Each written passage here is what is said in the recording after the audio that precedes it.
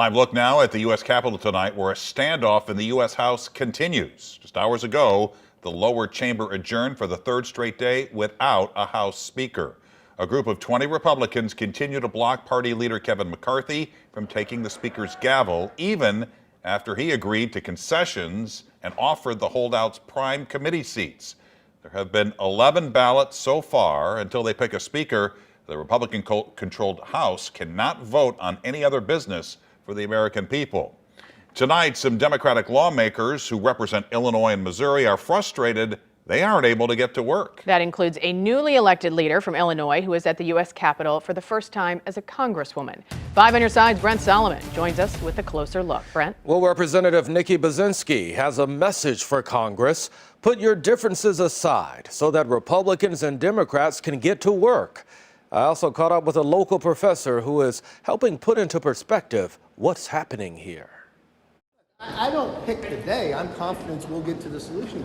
Otherwise, we won't be successful. Representative Kevin McCarthy is holding on to hope he'll secure the vote for Speaker of the House.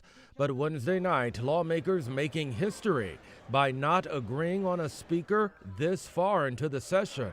After all, we've had 11 rounds of voting as of now, and he's gone 0 for 11 when it comes right down to it. It comes down to 20 Republicans who refuse to push McCarthy to the top. There are some members of Congress that are Republicans that I think hold the mantle of people like Abraham Lincoln, and there are some that aren't. And I think these 20 out there that are doing their best to tear down government, and frankly, some of those have been trying to tear down government since they've been in Congress, is not a great example of Lincoln Republicanism, a guy who fought to preserve it. Meantime, some Democratic lawmakers feel frustration, yes. Congresswoman-elect Nikki Baczynski of Illinois is beginning her first term, but she can't be sworn in until there's a speaker. I'm here with my Bible. I am ready to go as soon as they call me to the floor. If this goes on for a really long time, the question that is somewhat being raised,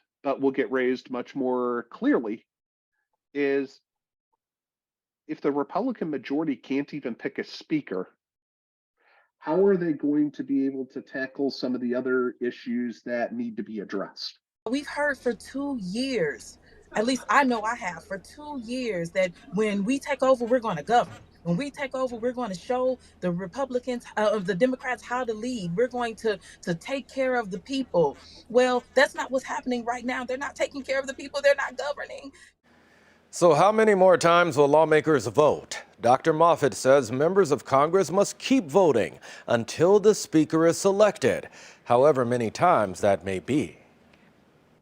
Brent, thank you. Our Verified team's watching the House Speaker standoff closely. Here's Brandon Lewis with an answer to one of the many questions they've received. Does the Speaker have to come from the majority? Verify here with your Fast Fact. At the start of each Congress, House representatives cast their votes to determine who becomes Speaker. The person who receives more than 50% of the votes is elected, but some online are wondering whether that person also has to be from the party who holds the majority of the House.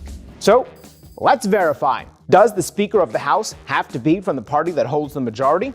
These are our sources.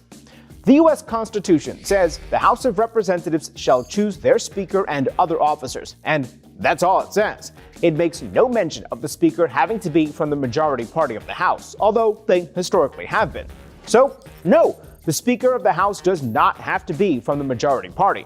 In fact, the Speaker doesn't even have to be a member of the House. Donald Trump, Joe Biden, and even Colin Powell have received votes for the position. With your Fast Fact, I'm Brandon Lewis.